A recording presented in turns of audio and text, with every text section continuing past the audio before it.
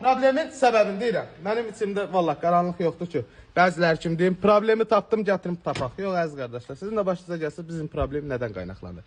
Start stopu vurduq, как положено hər şey kodlandı. Kondisionerimiz işləyir. Göstər qabağı. Bəlnimiz işləyir. Pavarotiklər işləyir. Sadəcə olaraq sistemin biri-biri ilə qarışma səbəbi avtomobildə xırda səhlənkarlıq və xırda zamkanyadan ibarət olduğunu tam olaraq deyə bilərəm. Bax, bu hissədə avtomobil vuruqla gəlib və bu hissədə kör zonanın bloku var. Kör zonada deyirlər, nə bilim, ölü zonada deyirlər, nə bilim, nə deyirlər. İndi hər oradan bir ad yazacaq, bilirəm ki, konkret olaraq mən problemi göstərirəm. Problemin qaynaqlanma səbəbini göstərirəm. Bir daha ver zəhmət olmasa, bir dənə bura İngilvari uzanış edək. Bax, sizlər üçün giririk avtomobilin altına.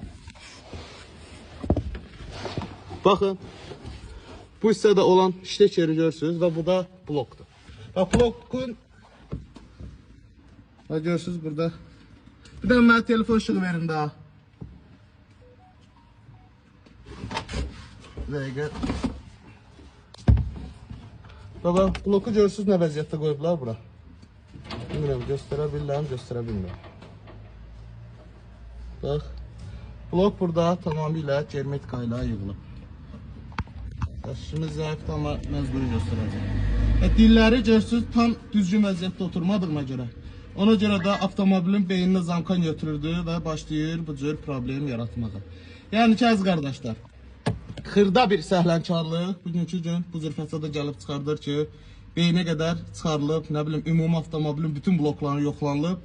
Amma problemin sadəcə olaraq bu ferin üstündə olan bu blokdan olduğunu aşkar edib qardaşa təhvil verir. Öpürəm, özünüzdə müğayət olun. Equinox modelində.